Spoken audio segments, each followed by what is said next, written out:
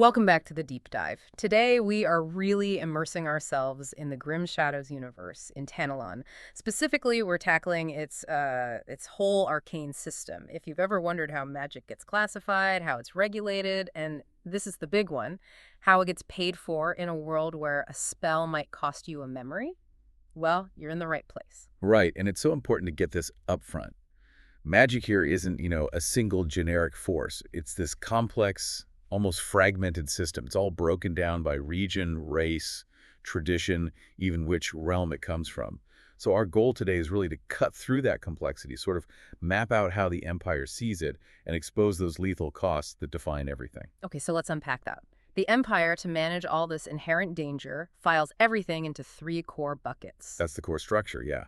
You have lawful, forbidden, and unknown. Lawful magic is, well, it's the authorized stuff. It's what's taught in sanctioned places like the Spellweaver College of Archist, or what you'd see used in a city like Shello. And forbidden is pretty self-explanatory, I guess. It is. It's outlawed. Mm-hmm. Pure and simple. Either because it's too unstable, too corrupting, or it's tied to, enemies of the state. And the penalties are absolute. We're talking execution or purging. That tells you everything about their priorities. But what about that third category? Yeah. Unknown. Unknown is the gray area. It's the practices that imperial authorities haven't quite figured out yet or that they don't fully understand. They might be tolerated, maybe for strategic reasons, but they are always being watched. And that distinction is key. Lawful means authorized. Forbidden means unauthorized. Yeah. It often has very little to do with how destructive the magic actually is. That's a fascinating point. Lawfulness is just bureaucracy, not morality. So let's start with the lawful magic, the stuff that keeps the Empire running. The most common type is called low magic. Low magic is the foundation for everything. People call it elemental or practical magic. And every single sanctioned mage starts there. It draws its power from two places. Yeah. Either the Lee lines, which are like these natural magical currents under the ground, almost like energy highways, or from bound, sort of compliant spirits. And it focuses on the basics. Fire, water, wind, stone. So this is the workhorse stuff. Military logistics, building defenses, infrastructure. It's reliable, it's predictable, and it probably won't cause tentacles to sprout from your face. Precisely. You've also got lawful nature magic, the kind of stable, mortal magic that druids and wood elves use, manipulating growth, roots, terrain, that kind of thing. But if you really want to see the extreme end of lawful complexity, you have to look at order magic. Order magic, that sounds like the complete opposite of what you'd typically think of as magic, all flowing and intuitive. It is. What's so interesting here is that order magic it throws out emotion, intuition, even chanting. It relies entirely on math, on structure, on pure logic to cast spells. Think of it less like an incantation and more like, magical calculus, or even a kind of high-level code. And this allows them to create these clean, reliable constructs. And crucially, it lets them disrupt other spells. If they can find a flaw in the mathematical structure of an enemy's spell, they can just break it. So you have the predictable, the natural, and the mathematically rigid. Okay. But let's go back to that unknown category, because this is where the labels get really tricky. There's something called lawful shadow magic. I mean, how can something be both lawful and unknown? It sounds like a total contradiction, doesn't it? Lawful shadow magic gets its power directly from the shadow realm. So right away, that flags it as dangerous and, hard to understand. But the reason it gets tolerated, and is, for all intents and purposes, lawful, is because certain specialized agents absolutely rely on it. We're talking the Shadowborn Elves, some top-tier Grim Shadows agents. Oh, wow. So strategic utility just overrides the regulatory headache. Exactly. It's just too useful for espionage, for concealment, for creating darkness constructs to just outlaw it. The Empire knows it's critical, but they haven't finished the risk assessment, so to speak. So they keep it in that heavily monitored unknown box instead of, risking the chaos of trying to fully classify it. That one detail clarifies so much about how the Empire thinks about power versus control. Okay, let's dive into the real nightmares now. The systems that are universally forbidden. Because they're not just destructive, are they? They're inherently corrupting. This is where the risks stop being if you fail and become when you use. Yeah. The forbidden types, they guarantee permanent, irreversible corruption. Let's start with void magic. This system draws its terrifying energy from the old ones, these ancient primordial entities. And from the sources, we know one of the main ones is Meloroth. So who or what are these old ones? Maloroth is one of the big ones. Think of them as like sleeping, dormant gods whose very existence just radiates this horrific, corrosive, magical energy. When a mage taps into void magic, the price isn't just energy, it's mutation, it's psychological degradation, and it's an inevitable, usually agonizing death. The users develop these horrifying physical signs, decay, spontaneously growing extra limbs, just creeping insanity. It sounds like a slow, irreversible poison. How does that compare to chaos magic? That sounds much more volatile. It is. Chaos magic is the opposite of slow decay. It's explosive instability. Right. It's drawn right from the realm of chaos itself. It's known for completely uncontrolled transformation that can cause permanent scars on the environment, deform the user into something unrecognizable, or just, blow up the caster. So where void is corrosion, chaos is immediate, violent restructuring. And the cost for some of these forbidden systems is it's rooted in something much darker than just energy. It's about suffering. Forbidden blood magic is a pretty stark example. Yeah, forbidden blood magic is tied to traditional dark elf sorcery. Its fuel is literally pain and blood loss. And it's usually harvested from other people, though sometimes it's self-inflicted. It grants the user incredible regeneration, empowerment, really powerful blood manipulation. But the magic itself is inherently tied to cruelty, to suffering. And then you get into the spiritual crimes, necromancy, and abyss magic. Necromancy is what you'd expect, reanimating corpses, controlling spiritual remains, even extracting time or life force from the living. It's forbidden everywhere. Abyss magic, though, that's purely psychological and spiritual destruction. It binds souls, it can completely erase memories, and it actively disrupts timelines. It guarantees soul entrapment and just irreversible psychological damage for anyone caught in its path. And if we're talking about corruption, it's not just the mages who suffer. There are the void touched. That is such a crucial point. The void touched aren't trained mages who messed up. They're victims. They develop these instinctual powers, like a decay touch or shifting time locally, just from being exposed to void corruption in their environment. It just goes to show this kind of magic is infectious. It doesn't care if you have training or intent. Okay, shifting from the infected to the anointed, let's look at the absolute highest tier of authorized power, high magic or arcana. If low magic is the foundation, who gets to touch the ceiling? High magic is lawful, but it is fiercely restricted.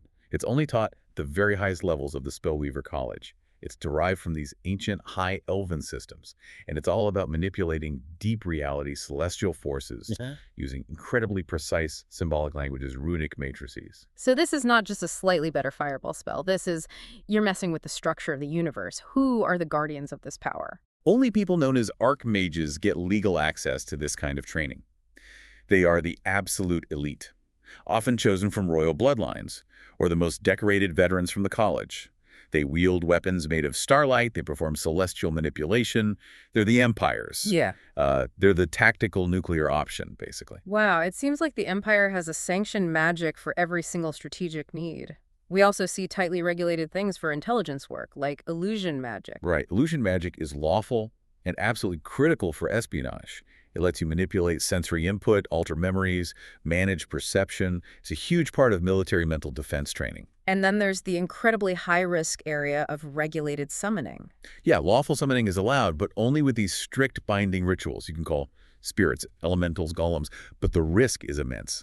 Because if you fail that binding ritual, if you perform an unregulated summoning, the response is swift and lethal. The act itself is a magical offense, serious enough for a death sentence. That tells you how terrified the Empire is of an uncontrolled entity getting loose. We've established what the magic is and who uses it. Let's talk mechanics. Where does all this energy even come from? The sources lay out 4 distinct pools mages tap into. Every single system, from low magic to arcana, it all demands energy. We already mentioned ley-line energy, the natural currents. Second, mages draw heavily on relics and artifacts. And these sound incredibly dangerous if you mishandle them. Oh, they are. These are objects, staves, rings, cursed books made in ancient times, sometimes with divine influence. Many are so volatile or tied to a single consciousness that they're strictly single-user only. The risk of burnout or just losing control is constant. The third source is maybe the most metaphysical and the most dangerous. The 9 realms themselves. This is where reality itself starts to warp around the caster. The 9 realms, mortal, shadow, void, elemental, chaos, order, dead, divine, and abyss. They each stamp their character onto magic cast inside them. So chaos amplifies instability, void corrodes the environment around you, order reinforces structure.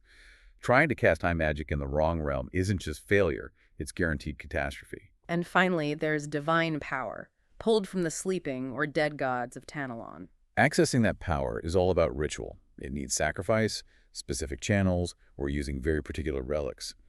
But these four pools of power, they underpin everything, and they're all governed by the fundamental laws of magic. Okay, so let's define those. The four primary laws of magic in the Empire, starting with the one that really defines this reality, the rule of cost.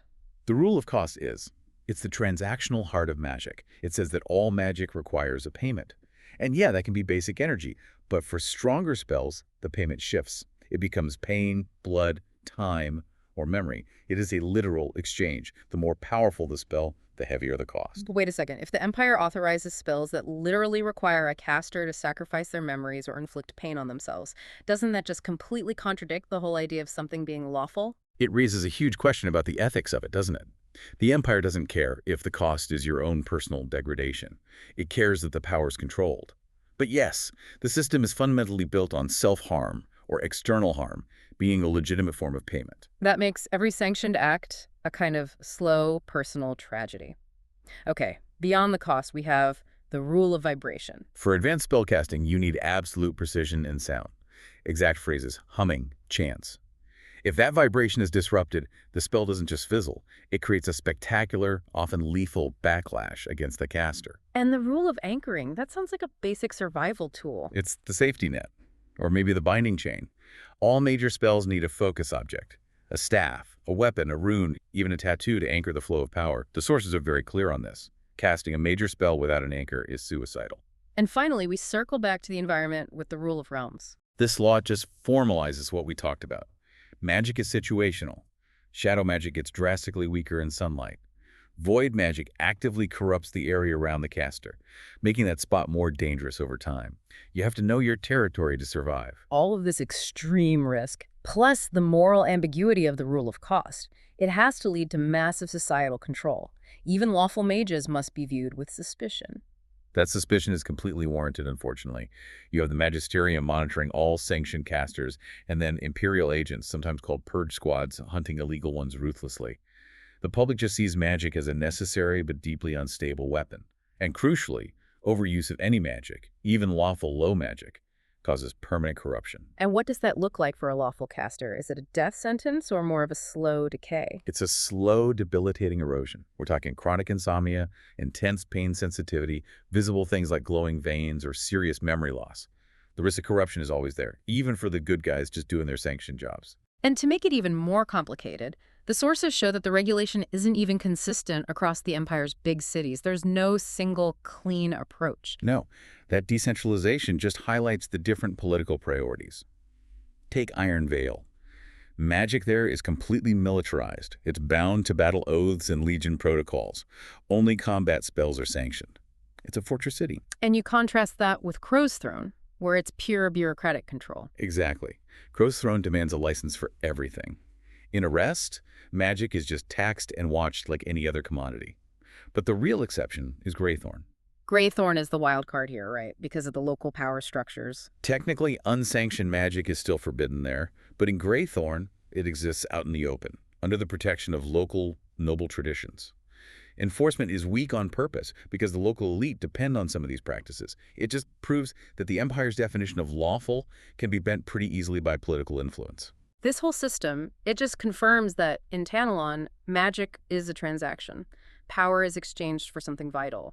Pain, memory, or just institutional control. It's a regulated, lethal transaction where the cost is literally built into the fabric of reality through those primary laws. The Empire tries to impose order, but the nature of magic itself remains perilous and corrupting no matter what. And that rule of cost brings us right back to where we started. If lawful spells demand the sacrifice of something as vital as a memory or your own physical health, how does the Empire even maintain the fiction that this is lawful just because they put a stamp on it? It makes you wonder, how many memories does an archmage have to burn through just to keep the war machine running?